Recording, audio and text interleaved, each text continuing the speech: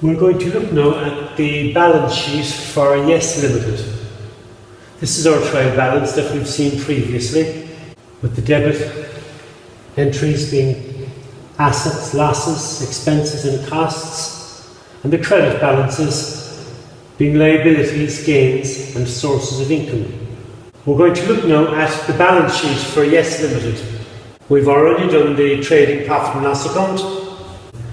These were the adjustments that followed the trial balance, and each of these 5 figures has had an effect on our final accounts.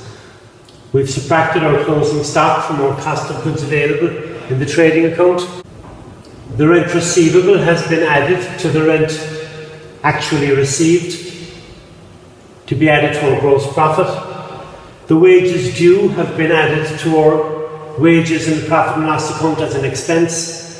The insurance prepaid of $3,400 has been taken away from the insurance paid, and these depreciation figures have appeared in the profit and loss as expenses.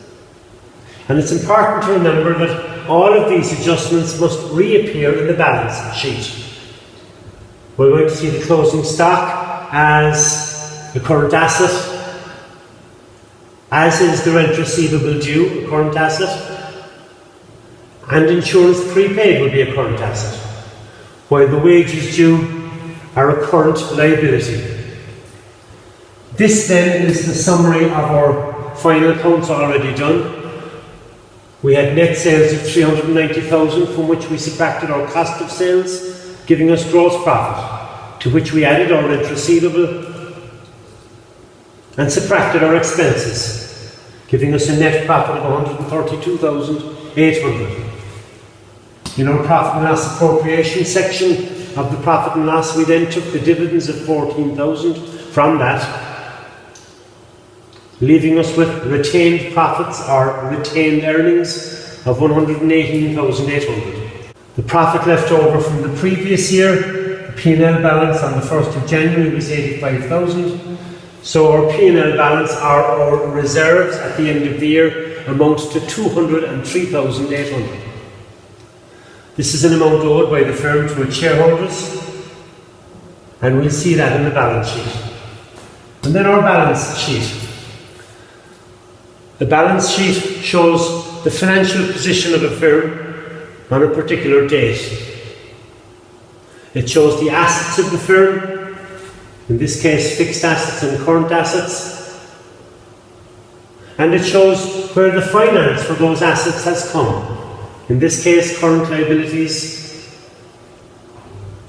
capital coming from the shareholders, and borrowed capital, in this case a term loan. Looking at this in greater detail, our fixed assets are assets that last for more than a year and aren't bought for resale. And in our balance sheet we show them at cost, less their accumulated depreciation, to get their net book value. In this case, our buildings cost us $420,000, and we have already written off €21,000 in depreciation, the fall in the value of the buildings due to use and wear and tear. And their value in our books is now $399,000. Similarly, the machinery, which cost us $170,000, has fallen in value because of depreciation by $23,800, giving us a net book value of $146,200. Our fixed assets, so then, last for more than a year and they don't change that often. Whereas our current assets are things that we own and amounts of money owed to us that are going to change regularly and will be used up soon. This stock hopefully will be sold shortly, and the rent receivable owed to us will be received soon.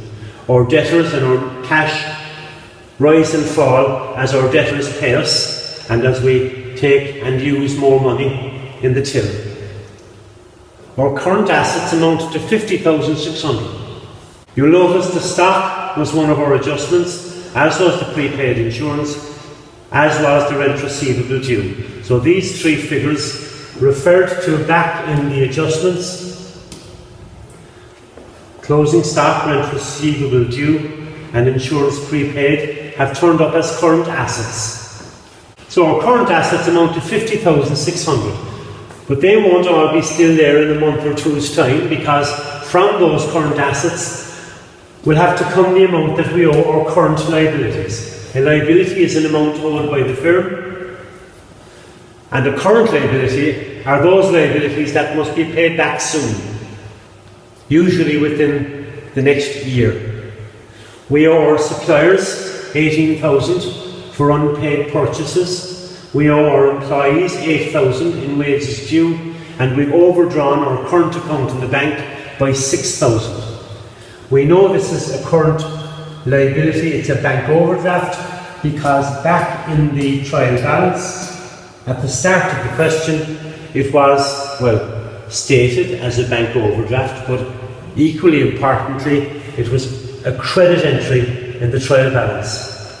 Credit liabilities, gains and sources of income. We'll see that the cash is a debit balance, being an asset. If we had cash in the bank, it would also be a debit balance, but in our case, just like the term loan, it's a credit balance, it's a liability. We credit liabilities, gains and sources of income in our trial balance. So, we owe our current liabilities 32,000, and once we've paid off that 32,000 out of our current assets of 50,600, we will have 18,600 remaining with which to work. That's why we call it working capital. Current assets less current liabilities. Adding our working capital to the net book value of our fixed assets, we get net assets 563,800. And if we have net assets of 563,800, we must have an equal amount to finance. And we'll see that our capital employed is in fact 563,800, made up of the amount that we have borrowed by means of long-term liabilities, 80,000, and the amount of the finance coming from our shareholders. So, our net assets are 563,800, financed by, well, our shareholders have invested 280,000. That's the amount of the authorised share capital, the amount we could have sold them, that we have actually sold them. And on top of this, we also owe them the amount of the retained earnings, the profits that we've hung on to, the P&L balance, 203,800. So in all, we owe our shareholders 483,800, and we call this shareholders' funds.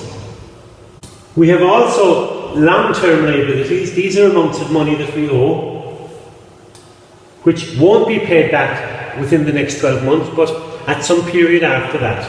And we have a term loan of 80,000. So adding the long-term liabilities and the shareholders' funds, we get capital employed of 563,800. We can summarise this here by saying that the fixed assets of the business are 554,200 and the working capital is 18,600, giving us net assets of 563,800. You'll notice it's net assets, not total assets. Total assets would be the sum of the fixed and the current assets. But by taking the current liabilities from current assets, we're highlighting how much of the current assets will be available for use to finance day-to-day activities. So our net assets are 563,800, and we have an equal amount of capital employed. Capital employed is the long-term finance in a firm, comprising the amount owed to the shareholders, 483,800, the so-called shareholders' funds, and the amount owed to outsiders, the long-term liabilities, the 80,000.